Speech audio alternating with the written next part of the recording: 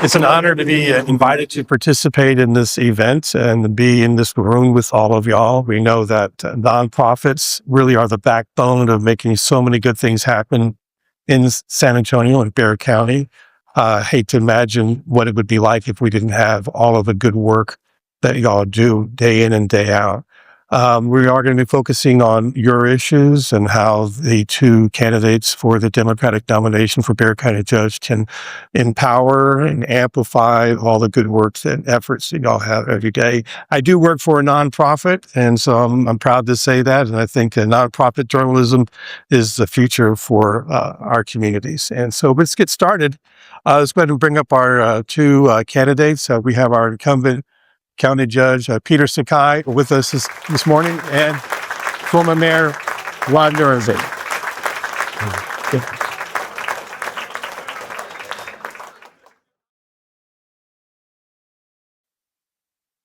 Okay, so we're going to have a fun exchange of ideas today and keep everything on the positive side. That's the ambition. Always. And so the format has been created by the Nonprofit Council. We'll be following that. And so we're going to be opening up with statements from both of y'all. It was decided by the council that Judge Peter Sakai will go first. Y'all each get 3 minutes. I will be the official timekeeper, and so I'll be keeping an eye on that. But that's a lot of time. And then we'll go with the questions. We'll alternate back and forth. And also you get 3 minutes for those answers as well. And so with no further ado, Judge Sakai, please go ahead.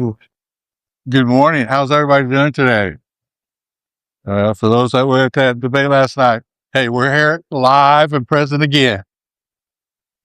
Thank you for the opportunity. Scott Makovich, where'd you go? Scott, thank you for your leadership with the Nonprofit Council, which you've done.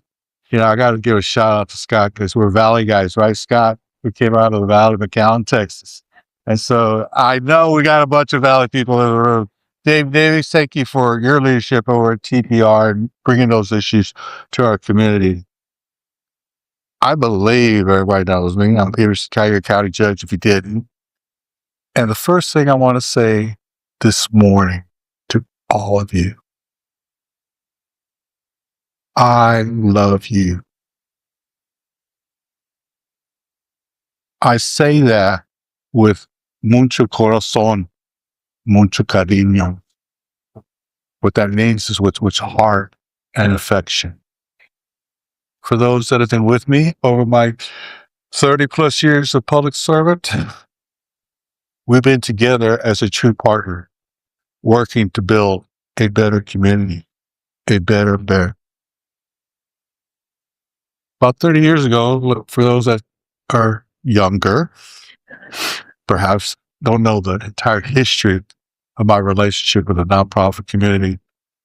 Over 30 years ago, for those that were there may not be many, we had a Visions for Children conference started by Dr. Kathy Fletcher. It was over at what was called Turtle Creek Country Club. Remember that over there?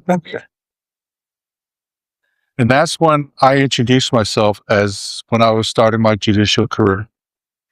And I asked the nonprofit community to join together in regards to child welfare, to children's issues, to focus on children and families.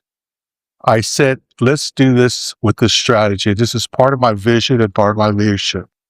We need to communicate, we need to collaborate, we need to coordinate, which means we've got to bring the plans to the table. We've got to figure out how we partner and how we execute and how it becomes a win-win situation. Well, guess what? Look at where you are now. You are a major industry in this community. Give yourself a round of applause for the hard work you do for children and families. And so today, I wanted to share with you, just to kind of continue to show you who I am and what we've done and where we need to go. Thank you for the opportunity to speak to you this morning. I was like, what does that mean? I mean, stop. Okay. All right. Now let's go to former San Antonio Mayor Ron Nurenberg. And Ron, you have 3 minutes.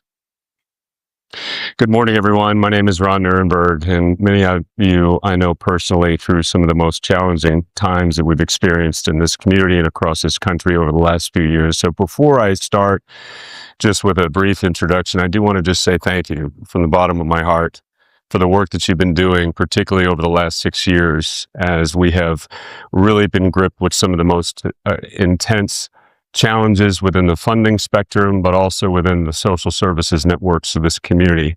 And it is through the work of this council, along with its constituent parts, that we've been able to save a lot of lives in this community together. And so I want to recognize all of that work across the spectrum of the nonprofit industry in this community. Again, I am your former mayor, and the reason why I'm running for county judge is because I believe in a brighter future for this community.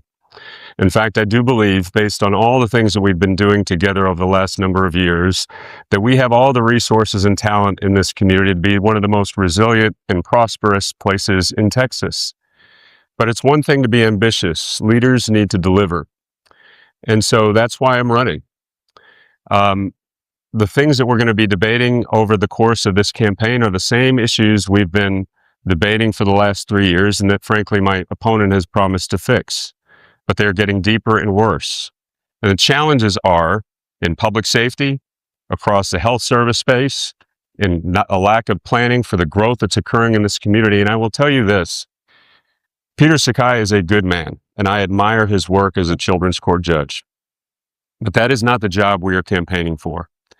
The county judge is the CEO of the county, a 2.2 million resident community that has 5,500 member organization and significant responsibility over the major essential systems of our community. And we need leadership that is going to be proactive, that is going to tackle the issues. And that's my record as mayor, as we overcame some of the most challenging experiences in our time while moving our community forward, expanding economic opportunity, creating new access to transportation and housing, and making sure that we have a plan for the future of this city. That's the leadership I will bring to the county, and that's why I'm asking for your consideration to be the next Bexar County judge. Thank you very much.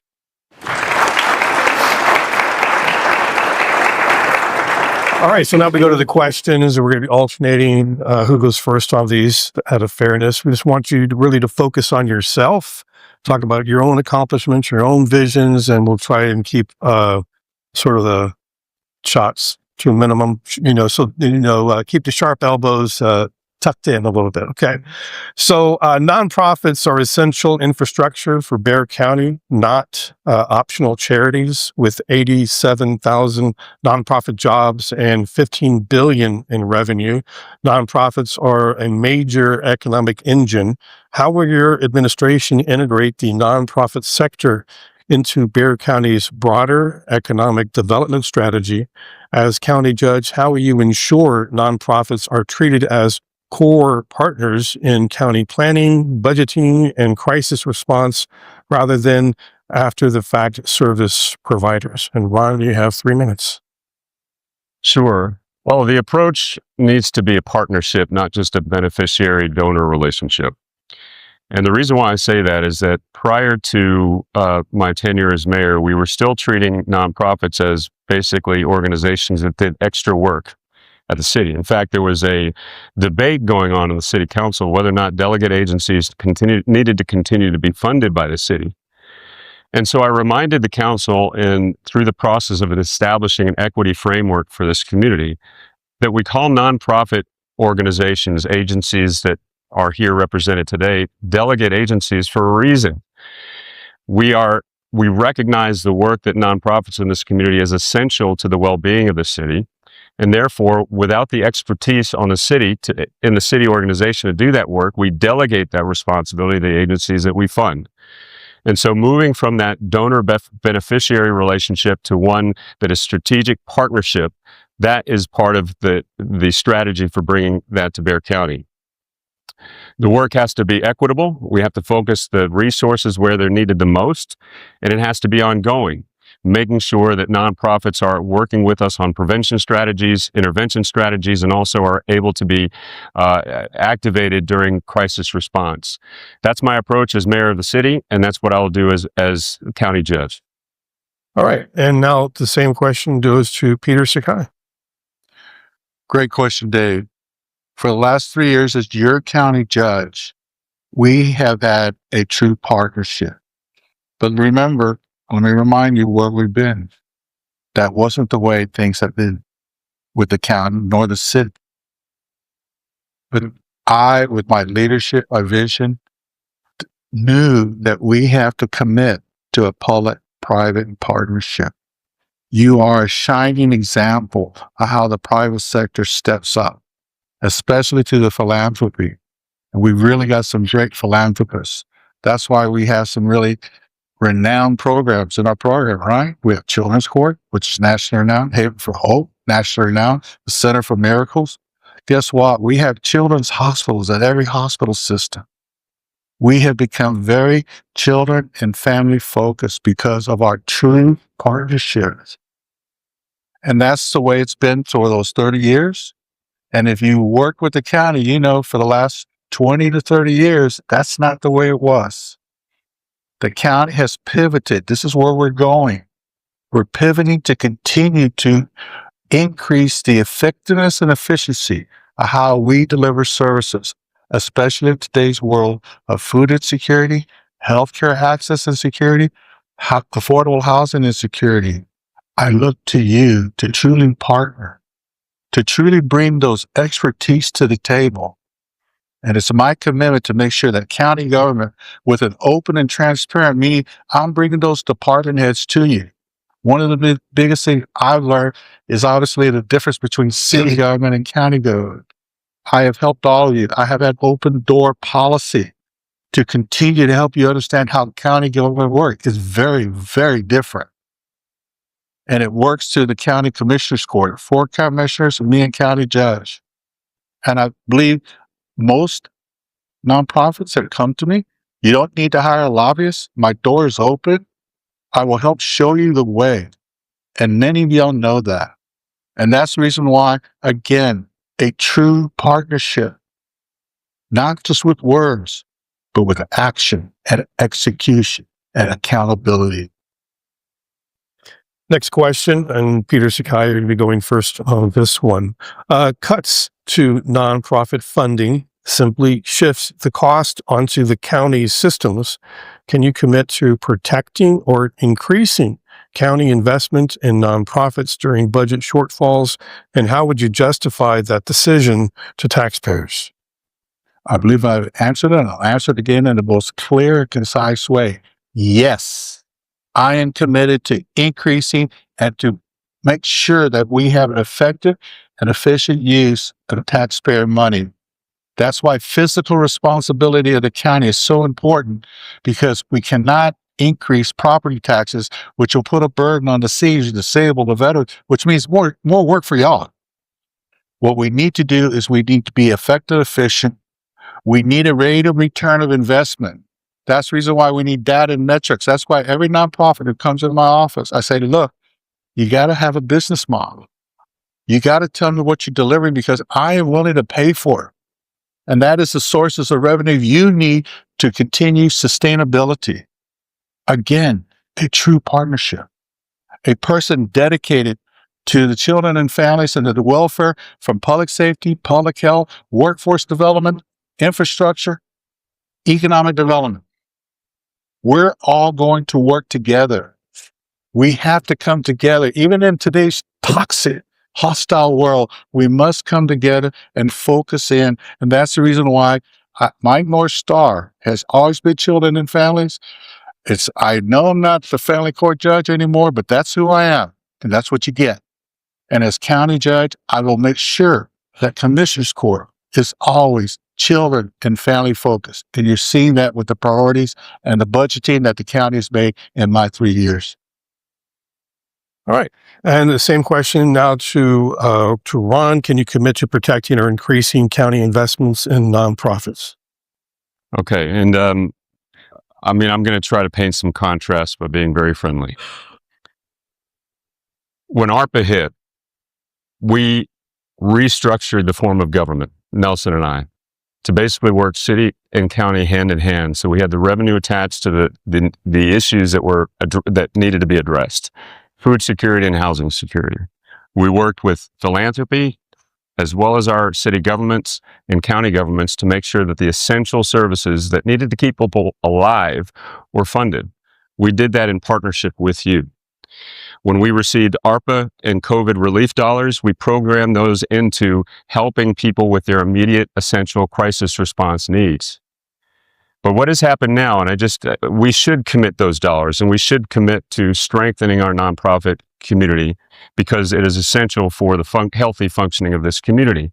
But the reality is that in those COVID relief dollars, 75% of those ARPA dollars have gone to revenue replacement at the county, which means that the ARPA cliff that's coming is going to fall most harshly on the nonprofits, because that revenue placement now has to go to pay for things like the sheriff's department and all the other core services of the county. That's what the fiscal cliff is about. And so we have to be realistic about that situation, the fiscal situation of the county, and not continue to ignore it. Now, what I'm committed to doing with you as county judge is to make sure that our nonprofit agency funding is structured within the county core services, as we have done in the city, where it is a delegate agency 2-year budget cycle. There will be predictability and there will be ongoing support through operational funds. We have to move to a funding scenario that is systematic and not one-off, and does not ignore the realities of using one-time funds to replace core service revenue. Okay, now next question, and Ron, you're going to go first here. Every $1 spent in public funding leverages $11 in private and in-kind support. How would you use this leverage data to guide budget decisions and defend nonprofit investments during fiscal debates? I would simply make sure that folks know that the return on investment when we invest in nonprofit services that are, again, essential and delegated to the agencies just like yours, are returning back prevention of the issues that we'd have to deal with downstream. So county government budgeting will have to include nonprofits at the table on an annual basis, not as extra, not as a separate part of the process, but as core functions of the city.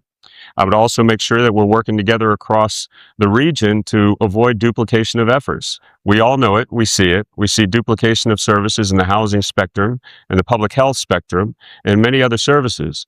Prior to the pandemic, we were working together, county and city, to identify those functions and help reduce that duplication of effort, because every dollar wasted is less that could go into production in helping with the essential needs of this community. And Peter Sakai, your answer. As you heard, I've asked the nonprofits to step up, show me return on investment so that I can have an argument in order to justify the budget use of the taxpayer money. I cannot balance the budget on the seniors, disabled, and veterans. I cannot have deficits. I cannot have a property tax increase. That's a hard line I draw. We're going to have to be effective and efficient.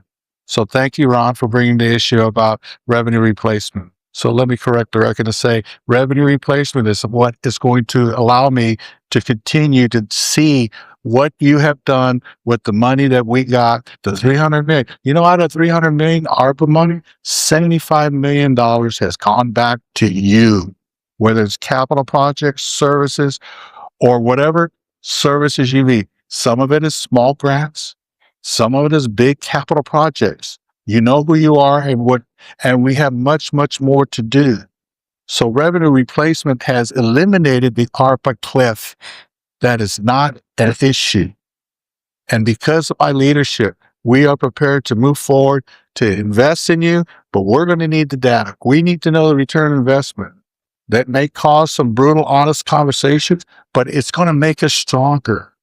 So let me remind you where we were when we were trying to decide 30 years ago, how are we going? In fact, if I remember, it was the fluoride fight. And we joined together to do what was mine, a basic need for healthcare, dental healthcare for our children.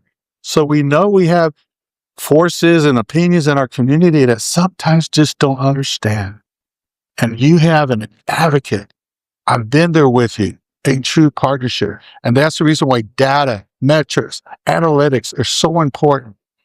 And if there's a message for you today, regardless of whether this outcome of the election. Let us continue to work together.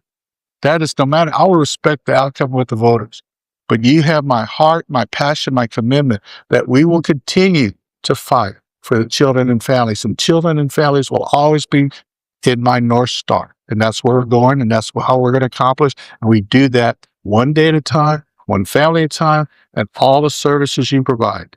We are truly we are Bexar County strong. I rebut that we got all these problems and issues. Yeah, we do. But we are strong in this room, and let us stay committed to that principle. All right, now next question, Peter Sakai, it's your opportunity to answer first. Demand for nonprofit services has surged 78% in essential areas like housing, food, and mental health. What is your plan to invest in prevention rather than handling a crisis which would overwhelm the county emergency services when underfunded nonprofits can't keep pace? Great question. And that is the issue that we confront today. But you've heard where I've been. But where we are right now is we are dealing with a crisis. The federal government has made some significant policies. And what one message to you beyond this discussion on children and families is, what do we need to do about it beyond us discussing programs and what you do? We need to vote. We need to engage. We need to have this discussion in our public. I need you to be the advocates for the children and family. I've been doing that my entire career. And I know you do it too.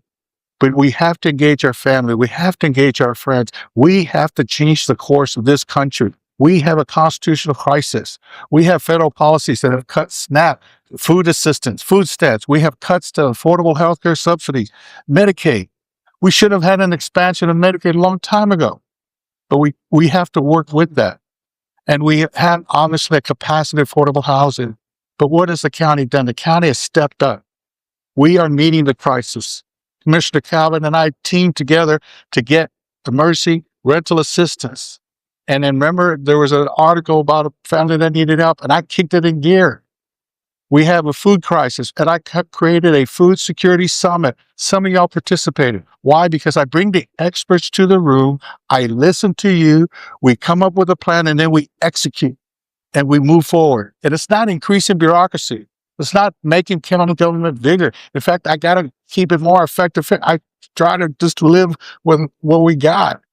And that is some of the limitations of county government that perhaps the city government has.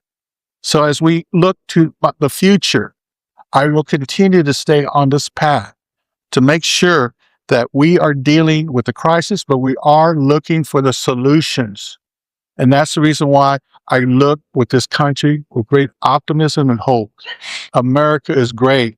How in the heck would this country, how could I, as a Japanese American, with my father had been interned in World War II, how could I, grandson of immigrants who were discriminated, told to go back home, but they came to America for a new future, for their families, for their businesses. And so I just want to let you know that today, defending the Constitution, but I need your help. And that's probably the biggest message I need. We've got to turn this country around. All right, and then Ron Nurnberg, 3 minutes for you. Could you repeat the question again, Dave, please? Yeah, I was afraid you were going to say that. Pull it back up here. Busting with all these papers.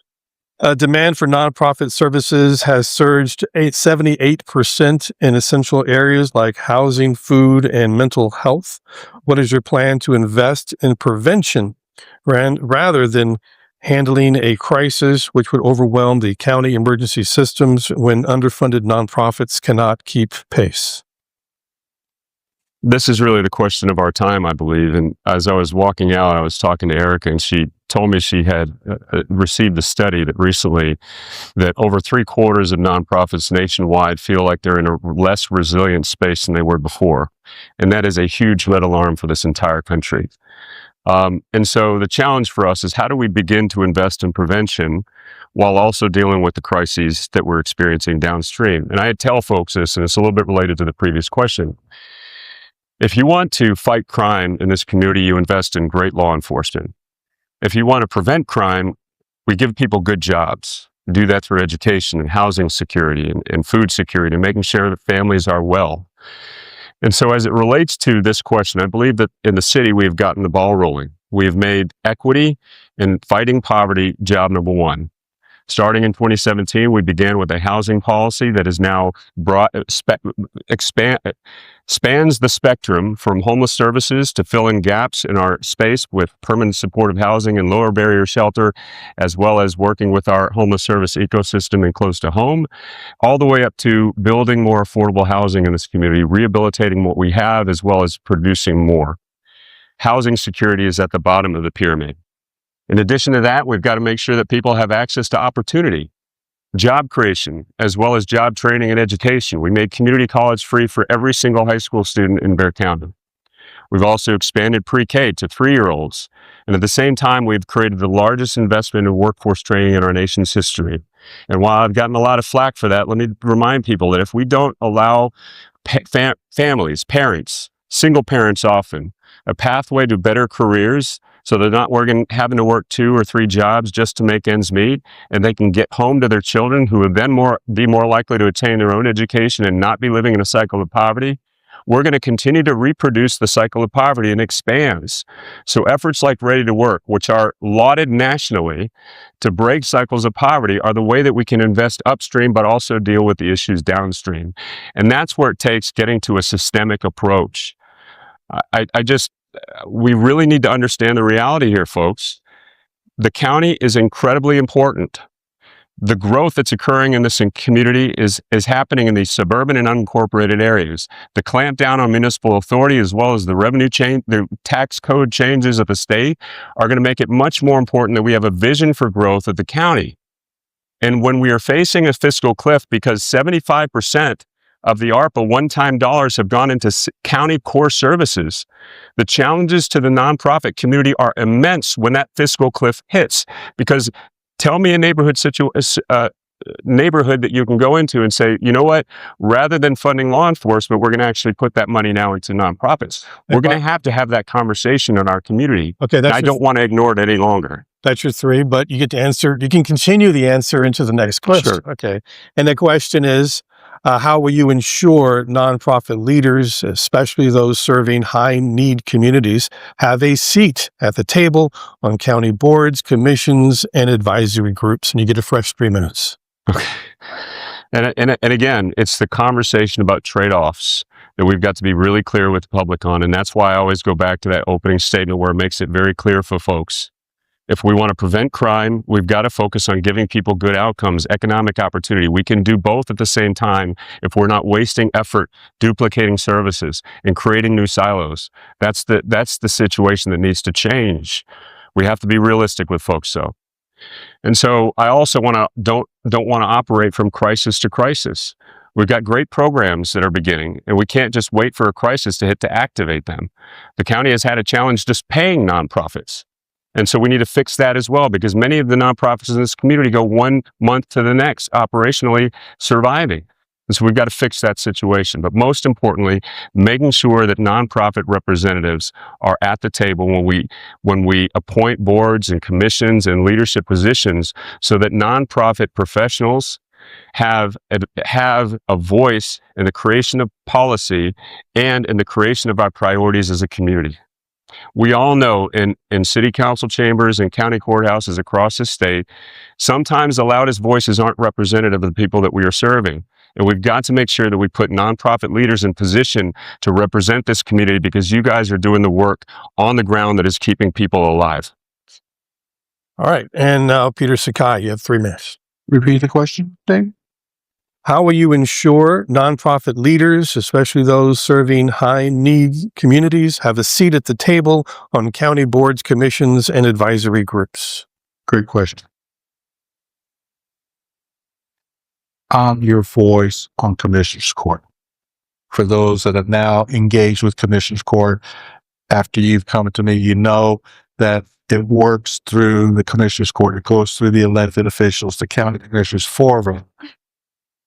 And you have to deal and explain everything you do to all 4 of them. But what's the big difference now, as opposed to the 20, 30 years of predecessor government, you have a child family advocate saying, these are the programs that need to move forward. And for those that have been in the process, you know that I have been your advocate on the court. I get it. And that's the reason why it's difficult. And that's why there's such a fundamental difference between city and county government, because you got to go to each county commissioner. And I'll tell you, you better justify what you do for their precinct. And you have to understand that's what they're elected to do. They're accountable to their voters. I'm accountable to the entire county. And that's what I serve. And I put this group among many groups that serve children and families at the very top. I have engaged to make sure that we have subject matter experts on boards. That is what I want. I want the expertise to tell me, Judge, this is what we do. Child Welfare Board. Angie White, you in the room? CEO CASA. You're on the Child Welfare Board. So is Sylvia Zamora, a longtime community activist on children and welfare. Katie Stout, a children's court attorney at Lytton, who is one of the best, who work for very little money in that children's court. But you know what? They do God's work. I put Lauren Jimenez on the City Commission of Elderly, who used to work at ACOM with seniors. I don't give commissions of board to people that gave me money. I gave it to people who have subject matter experts. And even though the county does not have robust commissions and council, it is my commitment that if there is an opportunity, first, I'll look for subject matter experts. Two, I want to make sure there's diversity. And I want to go on record in regards to boards and commission. I will commit to diversity, to equity and inclusion. People want to ban that word DEI. They will not take it away from me because that's my constitutional right. And again, in defense of the Constitution and the First Amendment, I will always stay committed to diversity, equity, inclusion, and always make sure that the children and families have their constitutional rights, including the undocumented immigrants, as the county is committed to provide them legal representation. And we're getting sued for that. And so let me get back to what I do in regards to boards, commissions, advisory groups. I need you to join with me. I need you to understand that I am in a fight to protect this country, this Constitution. Peter, that's 3. All right. And you get the first bite at the apple on this question. What outcomes would you prioritize when evaluating county-funded nonprofit work? Prevention, intervention, or crisis response? And how would you work with nonprofits to communicate the real impact of county funding to residents in a way that builds trust and public support? It has to be all-inclusive. I understand we've had a robust discussion on crisis prevention, but we have to balance that all out. We have a crisis right now. People are hungry. People are not getting health care. People don't have a home. And so county government has met the needs. We've made commitments to the food bank, Meals on Wheels, so that seniors don't go hungry. People are getting fed with food drives. We've increased our capacity with UHS, University Health System, and I've partnered with them to create 2 new hospitals, 2 new clinics, especially in the underserved areas. We have committed a commitment, multi-million dollars, especially with the ARPA money. We put that to housing increase with the SAM Ministries. We created a new program, a new project down for housing. We supported the town Twin Village with the federal monies. And there is not an ARPA cliff. We are prepared to support you as you continue. And so one of the things I have done that was totally different from the predecessor Commissioner's Court is to be open and transparent. Guess what? That means budget town hall meetings. Some of y'all have been there. Some of y'all have advocated. The neighborhoods, the citizens have told us the top 3 issues are homelessness, crime, property tax. And that's where I, as county judge, with vision and leadership, has taken the county. We've got to deal with it. So you've seen us partner up with the Haven for Hope. We got a special project dealing with the homeless issue as the city of San Antonio has pushed people out to the suburban cities. We partnered up with Leon Valley. We partnered up with Balcony Heights. We partnered with Converse and Kirby with a special project to bring people back in and to provide them the wraparound services you need. I understand that you have to deal with these complex issues, whether it's drug or alcohol addiction. We did our opioid settlement money. Y'all came to me and said, don't spend it on general revenue. And I committed to that. We put all that back to support the treatment providers. Multi-million dollars. Y'all have actually done it for either services or capital projects to increase capacity. We have a strategic plan. And with your help and your expertise, we're going to continue to focus in on the crisis and prevention. I totally agree. And that's the reason why I'm committed to diversion and deflection in our criminal justice system. I will bring the people together, whether it's the district attorney's office, the sheriff, or the courts and the commissioner's court, to fix the complex issues. That is the leadership. That is the vision. That is the plan that I will give to you as your taxpayers, and make sure that we use our taxpayer money most effectively and efficiently. All right, I'll repeat the question for Ron. What outcomes would you prioritize when evaluating county-funded nonprofit work, prevention, intervention, or crisis response? And how would you work with nonprofits to communicate the real impact of county funding to residents in a way that builds trust and public support? Well, the luxury is we often don't get to choose. In the middle of a pandemic, when people 10,000 strong are in line at the food bank, we have to change priorities, and we have to move as we did to make sure that people could put food on the table.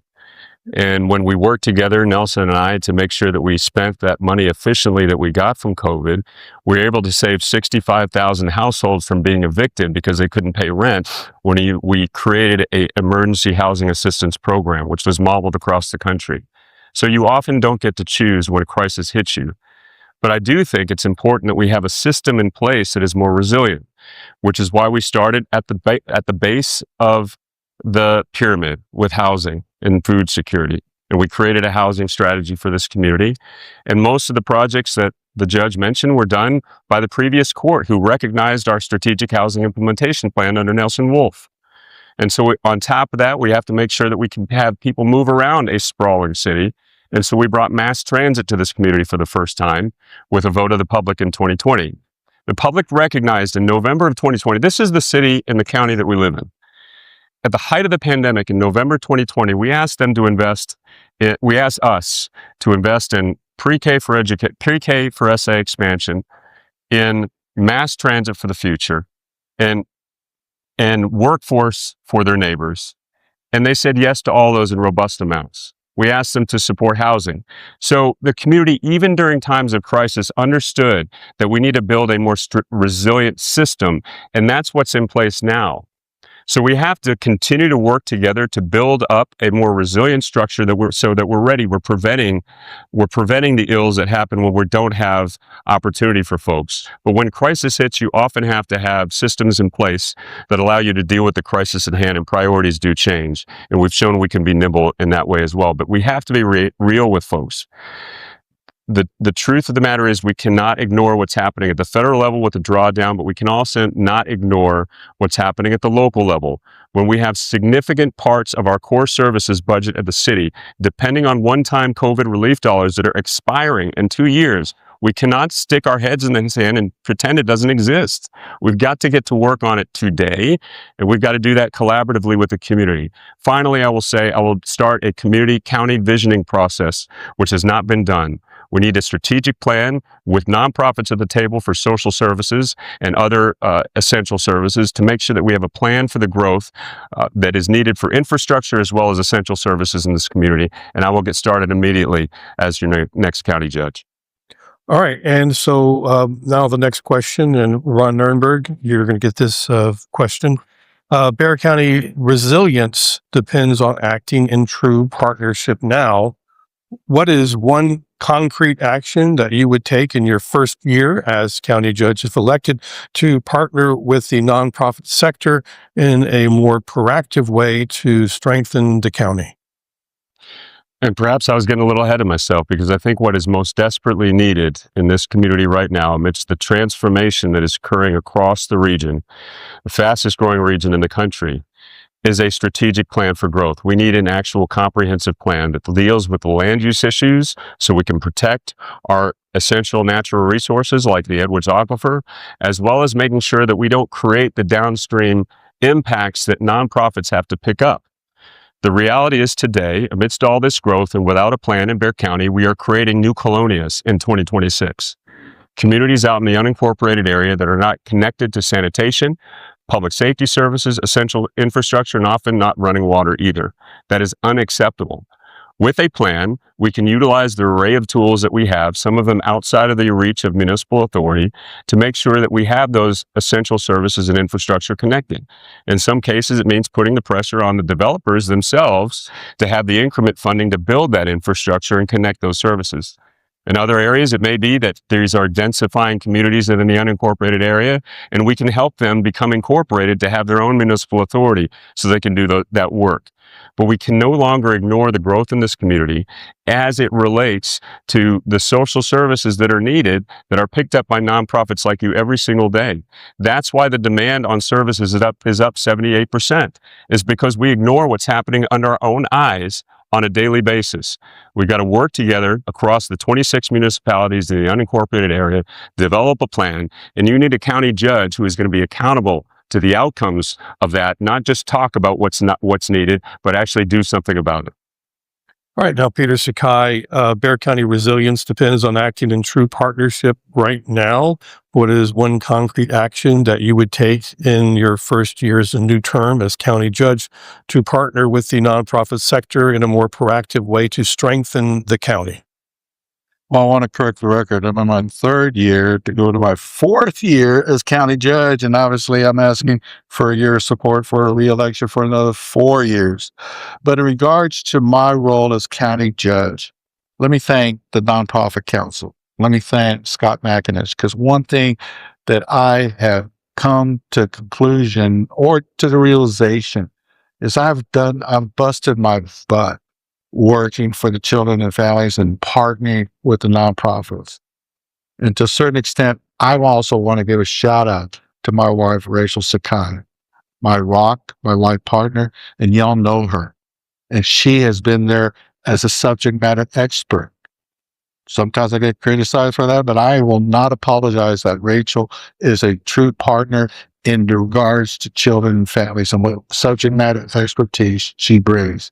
So let me answer the question, what concrete? We've got a solid foundation. I will reject any criticism on, what have you done? We've done a lot together.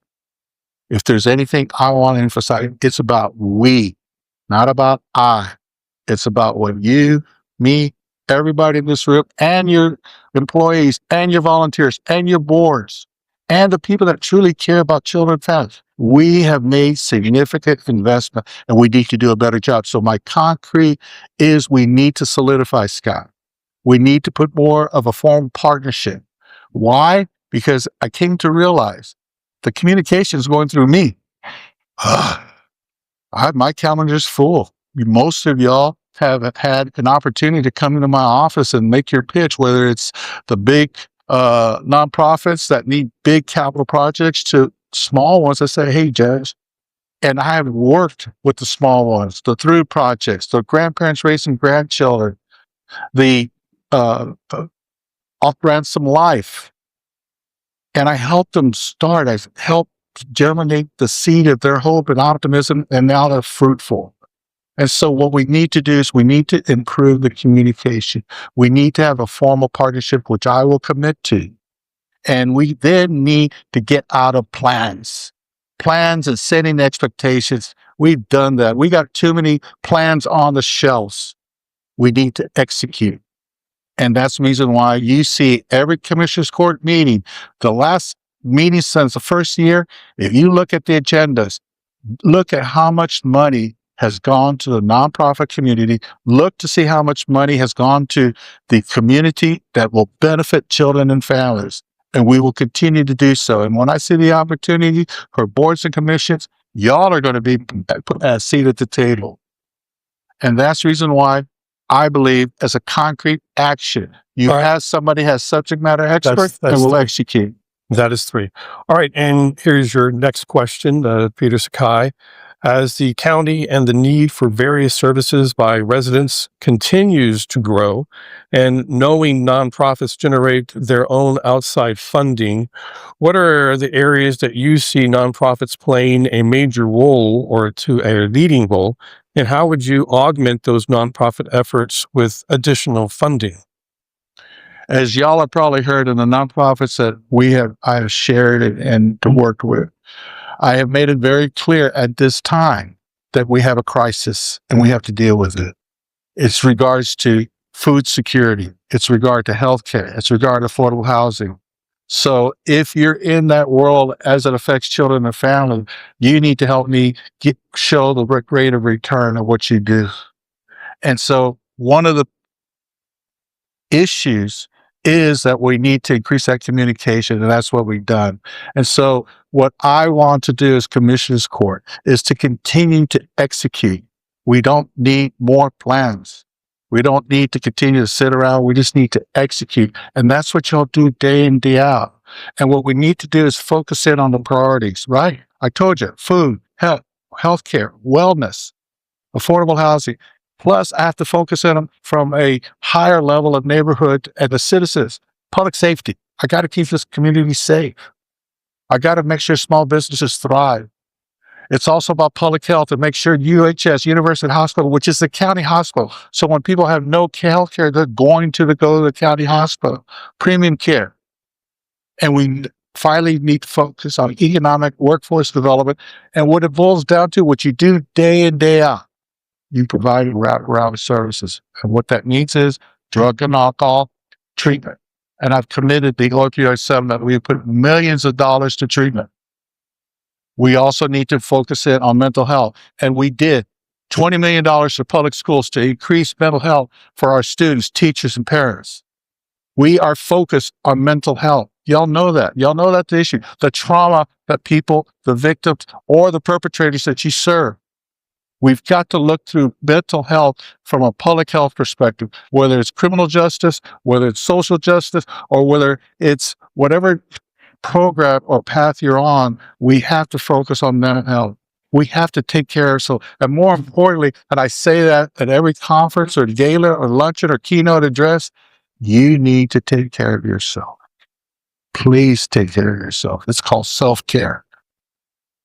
Because it is a tough world out there and we are traumatized with all the trauma that we have. And that's the reason why we're having such problems and issues in today's world. We must look at mental health, and we also have to deal with the issue that is complex and is ongoing. That I have put a plan and an execution on the Collaborative Commission on Domestic Violence. We must defeat the culture of domestic violence. We know that's a tough one. But we will continue to partner, a true partner between the county and the nonprofit community. Thank you for what you do. Okay, and now the same question to Ron Nirenberg. As the county and the need for various services by residents continues to grow, and knowing nonprofits generate their own outside funding, in what areas do you see nonprofits playing a major or lead role? How would you augment those nonprofit efforts with additional funding? Sure. I have a Yogi Berra quote in my head with all the talk about plans, and it says that he said that if you don't know where you're going, you'll end up someplace else. And so the challenge is we don't have a plan and without a plan, you can't execute. There have been many plans sitting on shelves prior to me coming into office as mayor in the city. Some of them dealt with transit. Some of them were about housing. But the difference is when you have a plan that can be executed, you can actually move mountains. And that's what we've done. So I do think we need to work together as the city and the county and the other 25 municipalities in this community to develop a vision strategy that includes everyone at the table to deal with the massive transformation that's occurring, and how we can have nonprofits at the table to help steer the priorities of this community so that we make sure that people thrive. And so what this looks like is what the city has already engaged in. Again, building from the start, housing security, workforce opportunities, continued alternatives for transit, as well as all the other challenging social services that you all take care of in addition. So let me focus most specifically on the workforce piece. I talked about Alamo Promise, as well as the Ready to Work program. These programs are only successful, and they are changing lives in this community on a daily basis. These programs are only successful because of the constellation of nonprofits that provide the services to make sure that people stay in school. And so when we're working together on a strategy to uplift communities and break cycles of poverty, it's the nonprofit services, the delegate services in this community that do the real work of making that possible. And so as we develop a real vision forward for this community, it is the nonprofit community that is going to be standing to do the work and to benefit the entire community through that work. And so that's what I will be engaged in. That's why I think it's essential that we can no longer stick our heads in the sand about what's happening around our community in terms of the growth and the transformation. But that certainly provides a huge opportunity for us to create a better future for this county. All right. And point of clarification, we're wrapping at 10, right? Yes. All right. So we're going to wrap right now. Okay. I know you are some of the most busy people in San Antonio, so we got to figure this out. I got a hard stop. Sorry, guys. I'll be.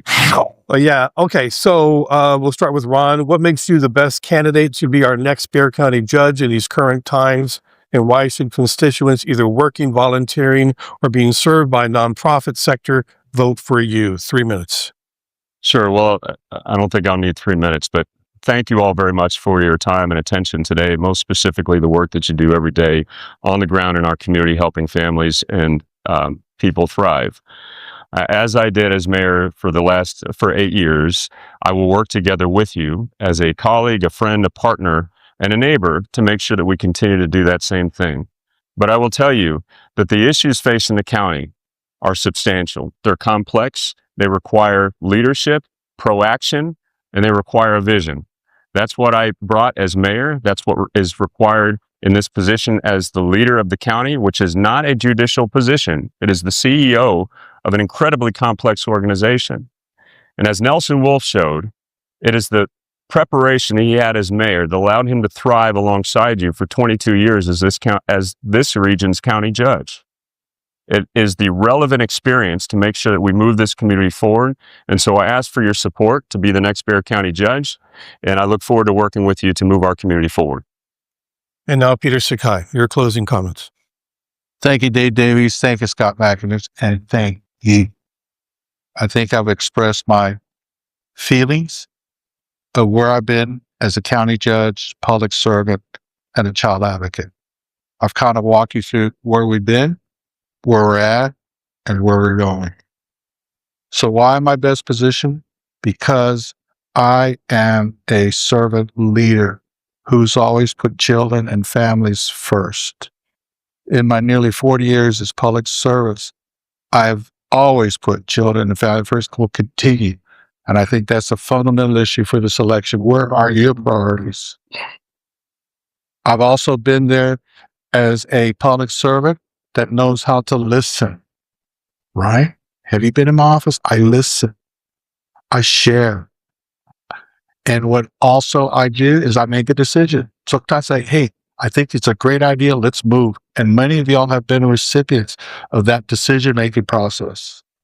And then I got to go explain it. I got to get 3 votes on Commissioner's Court. And that's how things are done at the county. There's a fundamental difference between the way city and the county run. And so I have been able to help you navigate on a basis of focusing and making sure that you are giving the county a rate of return on our limited tax dollars. I've made strategic decisions as your county judge to make sure we're fiscally responsible, that we're ready to move forward, and we're prepared for any crisis, and at the same time, work on prevention, work on wellness.